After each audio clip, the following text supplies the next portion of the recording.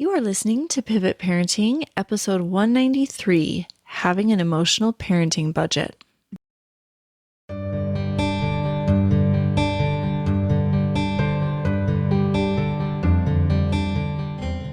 Welcome to Pivot Parenting, the place where we recognize when your parental role needs to shift and how to do it. I'm your host and parenting expert, Heather Frazier.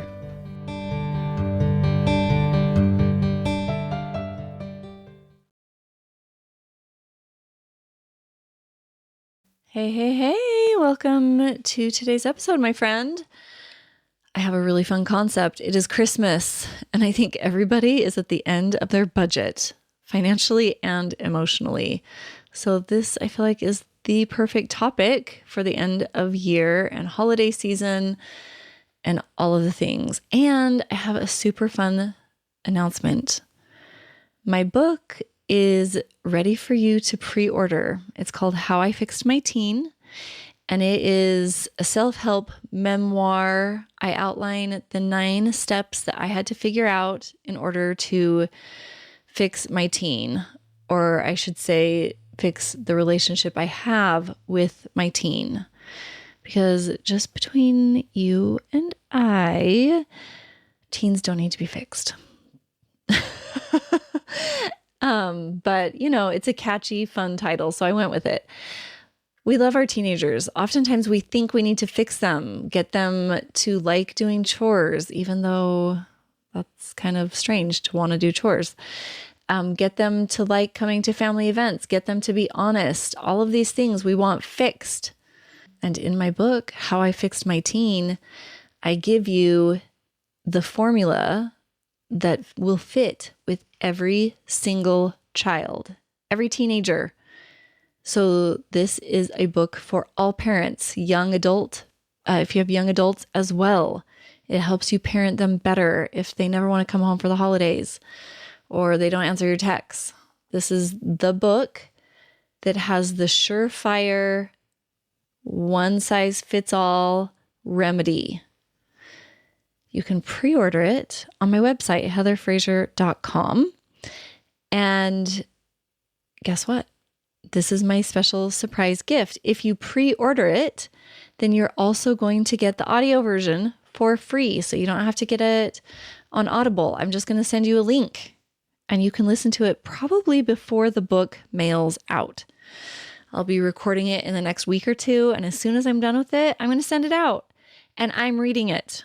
So you will get exactly the tone and vibe that I mean when I write it.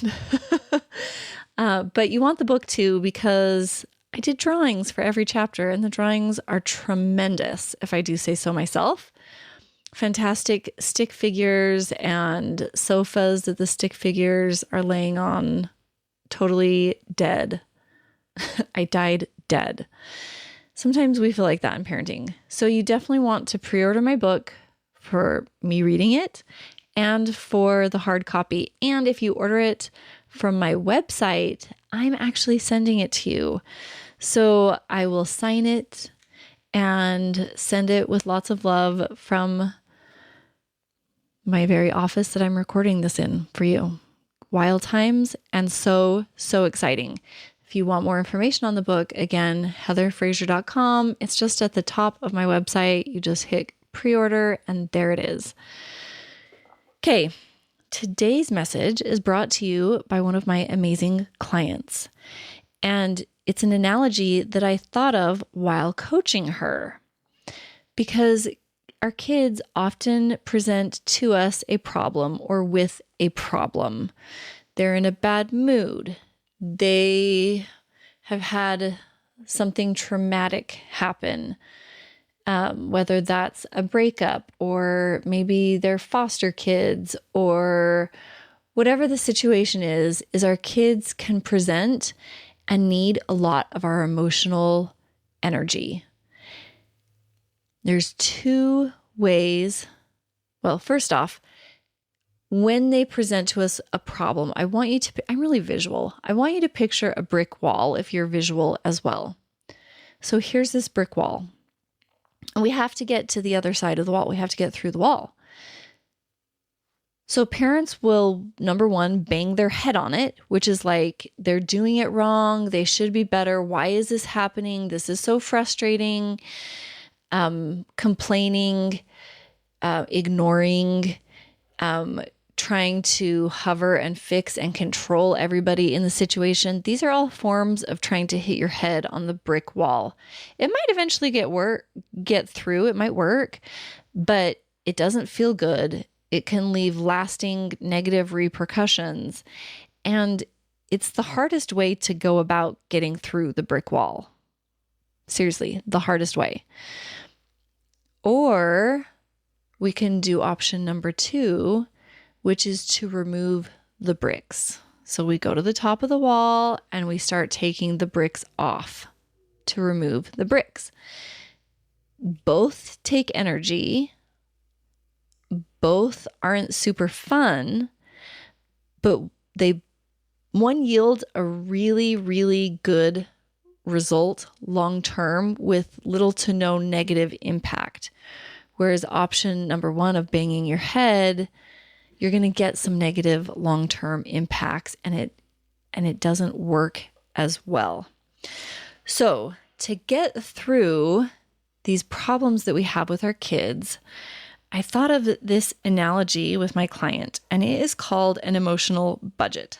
So I just want to describe it to you, and maybe it's helpful to you, and you can use it to better understand and plan and give yourself grace, because essentially this mom was being so hard on herself that, 1 or 2 kids really needed a lot of her, and then the other ones weren't getting as much because she was so depleted. And then she was not giving love and attention to any of them because she didn't want it to be unfair. So she was only giving the basics so that everything would be fair, so that one kid wouldn't feel slighted because the other kid was getting more time or energy.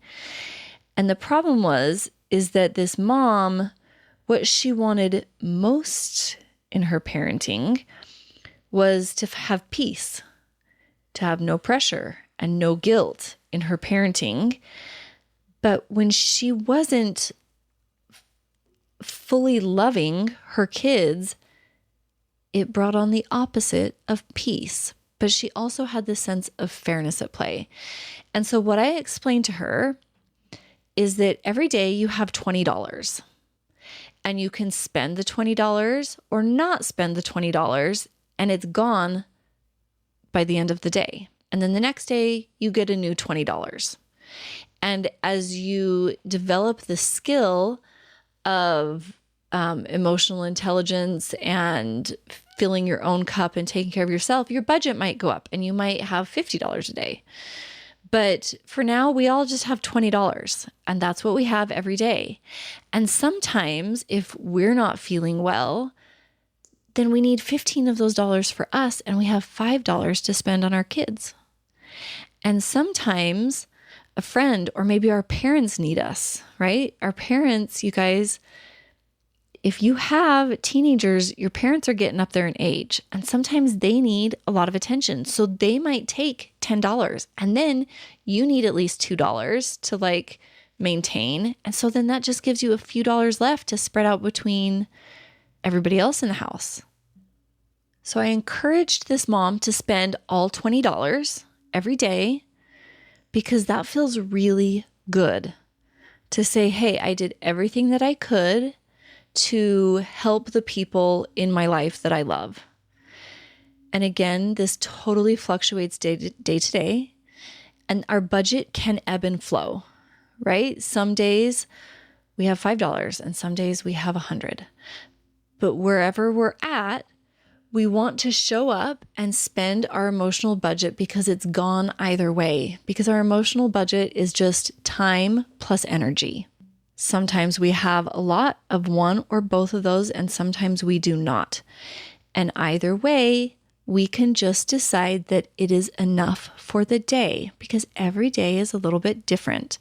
Every week is a little bit different, every month, every year. And the one kid that needs it this week or this month or this year we want to give them what they need, and we also can spend some of our budget on the other kids as well, or on our spouse, or on ourselves, or on our parents. But we don't want to feel bad that we don't have what we think we need in one day. And we don't want to withdraw because we don't have enough for everybody. We just want to say, this is how much I have today, and this is what I think is the wisest way to spend it today. And tomorrow might be different. Essentially, this is like the words equality and equity in a parenting role. So this mom wanted everything to be equal, but she couldn't do it. But what she actually needed was equitable, which means the person who is suffering the most gets a little bit more than everybody else, so that we can all try to get to the same baseline of function. And this, my friend, includes you. You need enough sleep. You need enough healthy calories. You need enough relaxed time. You need whatever it is that you need to be able to increase your budget. If you could spend $5 today on yourself and have an additional $10 tomorrow, would that be worth it? Most people would say yes, depending on what needs that $5 today, right? Sometimes there would be situations where somebody really needed that $5 of energy and time. But most of the time, we can swing it so that we can spend a little bit on ourselves today to have a little bit more tomorrow, so that we're spending $5 or $10 of emotional budget on ourselves. And what I mean by emotional budget, a lot of times people think self-care is bubble baths and chocolates and girls' nights. And certainly it can be that. But that isn't all. Self-care is recognizing and understanding your own emotions. It is learning how to be emotionally intelligent and how to process and allow for feelings that are both enjoyable and unenjoyable. It's meditation. It looks like evolving yourself, growing yourself as a person, stepping into discomfort that will propel you to somewhere good that you want to be. These can also all be self-help. Now, I've coached this client since our original conversation when I came up with the budget idea. And I just have to tell you, my friend, it is going well. She has said that she actually has arrived at that peaceful, no pressure, no guilt place so much more often now that she recognizes she doesn't have to hate on herself for not having $100 budget to give her family every day, that she can make peace with her $20 budget and plan accordingly so that the most prominent needs are being met, and that she can spend every single dollar every single day where it is most needed and most valuable, and that the next day she gets a brand new $20, and that it's not that big of a deal, and that she can show up for her kids in a much, much more helpful, healthier, less passive aggressive and resentful way, because she's like, no, this is where I want to spend my $20 today. And so this is my pivot for you that I want to offer you. I want you to try and see if you are beating yourself up on not meeting everybody's needs and not getting everything done that you want to get done in the day and just feeling so depleted. I want you to adopt a budget. Start with the $5 or $10, wherever you think that you're at, and accept that that's just where we're at. It's not a problem, and that it's enough to do what needs to be done every single day, and that some days that might go up. And it might also go down, right? It's cold season, my friend. If you have a cold and you have $1 today and it's to lay in bed, then do that, right? And maybe you can spend 50 cents and have your kids come in and watch a movie with you while you lay in bed, or whatever that is. But it is okay to make peace with that you don't have to be everything for everyone in every minute of every day. And that you just have a budget. spend every dollar in the budget, and be kind to yourself that some days you have a higher budget than others. And that's okay. Nothing has gone wrong. I promise. Okay. And because I am seriously so excited for my book, as I'm speaking, this just ties into chapter 4, which chapter 4 is called I Suck So Bad and Everyone Sees That. Can I just say I really tried to keep it real in my book? I show a lot of my personality here on the podcast. I show way more of it in my book. So if you think I'm a good time, you're really going to like my book. But chapter 4, I Suck So Bad and Everyone Sees That, is this process that I'm trying to describe to you even more fine-tuned. Seriously, you're going to love my book. I'm so excited to send it to you. So go to heatherfraser.com. Remember, it's Z-I. There's no S in Fraser. And I'm going to send it to you. And I might just put a little XOXO Love Heather in there. Right, my friend? Have a wonderful week. Go pre-order my book so that you can get the audio for free. And we will talk to you next time.